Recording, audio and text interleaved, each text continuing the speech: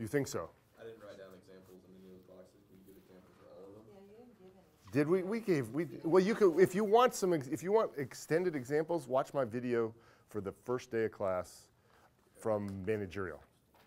Because I go slower. Because the first day of class in here was a review, so you can rewatch the video from in here, and you can also, if you want, I give more examples in Managerial, where we go through a lot of examples. And ask me again at the end of class. I'm happy to try, but I want to try and make sure and get through, review everything first, and then if we got time at the end, be sure and ask again. And if we don't get to it at the end, watch videos. This video, but you can also watch the early video. Almost everything we've done so far has been very similar to what I do in Managerial. And so it'll look very familiar. In fact, Pamela watched one of the Managerial videos and thought it was cost. So very similar. And we do what we did in the first day of class in 2 days. So it goes much slower. It goes much slower. I think that's it. Let's talk T accounts, shall we? I like T accounts. The Magnificent Seven. I had somebody from my MBA class tell me it was an Academy Award winning Best Picture in 1960. 1960. Yul Brynner and basically a whole bunch of who's who's from 1960. So Angie, what are the T accounts down the left side? Direct materials, direct labor, manufacturing. Direct materials, direct labor, manufacturing overhead. What are the T accounts across the top, Mr. Roberts? Can you name them? Direct materials, work in process, finished goods. Carrie, what are the names of the T accounts down the right side? Yes, finished goods, cost of goods sold, and the income summary or income statement. Either one would be acceptable. Taylor, what is true of all those T accounts down the left side? They're all product costs. Imagine the table falling over. Boom! They're all product costs. Okay? Nick, what is true of all the T accounts across the top? They're all inventory accounts. What formula, Nathan, can we use in all those T accounts?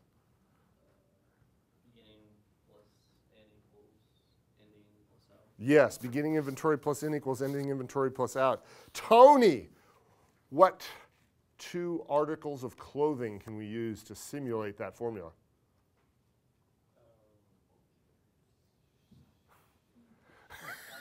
Sock and shoe. How have you forgotten?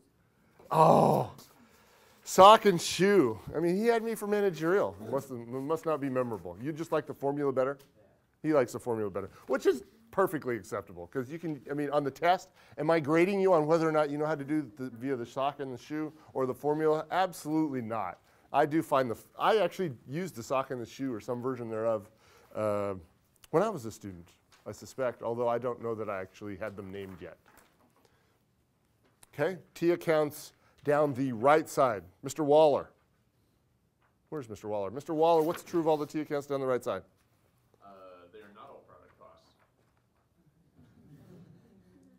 That is a true statement. Yeah. That is a true statement. That is a very true statement, though. Is that my definition? No, I don't have that written down. Nothing is the correct answer. So it's a bit of a trick question. But you gave a correct answer. They are not all product costs, and it is the only one of the three sides of the Magnificent Seven for which that is true.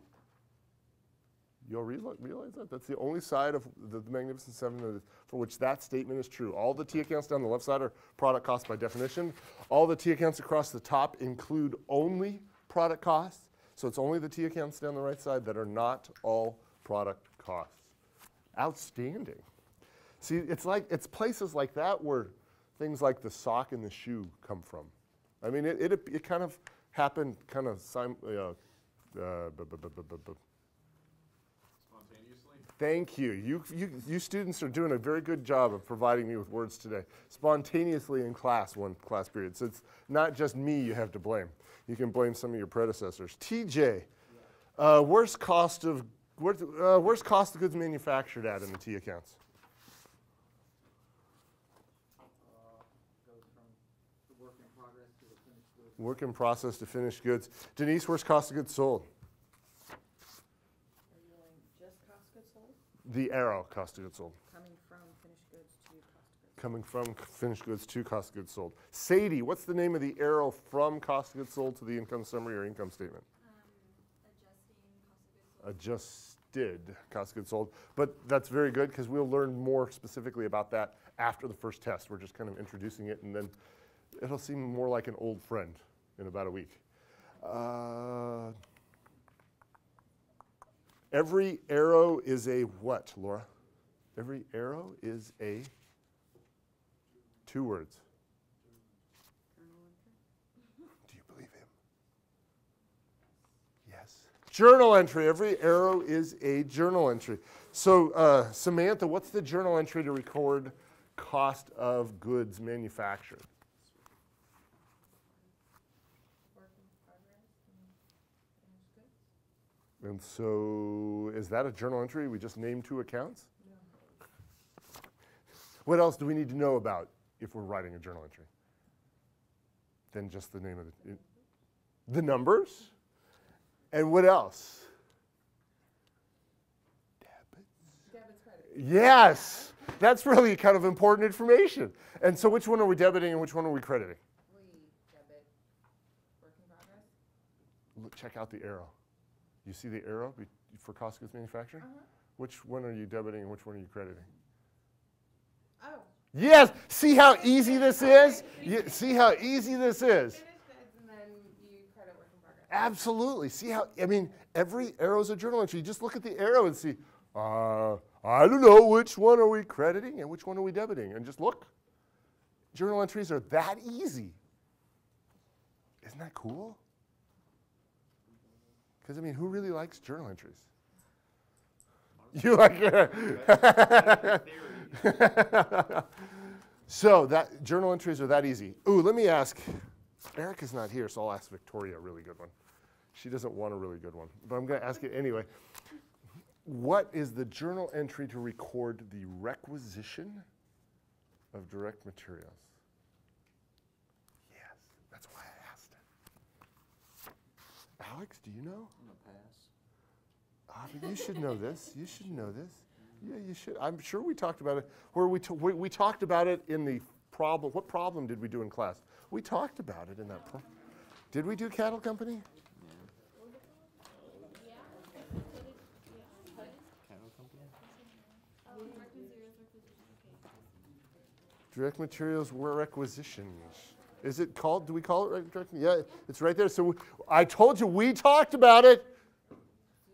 And it's on video probably. It's direct materials used. It's direct materials requested by the people in work in process who are doing the work.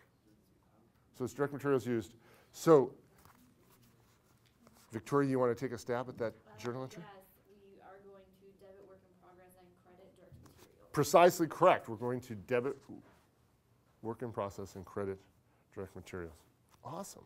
Yes, sir. So is the requisition materials always the out or direct material? Yes, it will be. Always. Always and forever. Okay. So far, so good. Alex, where do period costs go? Where are you going to put all period costs in the Magnificent Seven? On the income statement. On the income statement. What kind of an account is direct labor, Shar? Revenue, expense, asset, liability, owner's equity.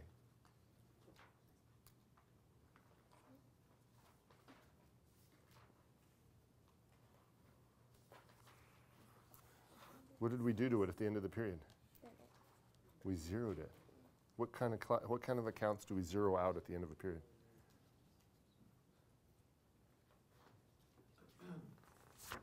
Psst, psst, Stephanie. Expense. It's an expense account. So you might want to make note of that. What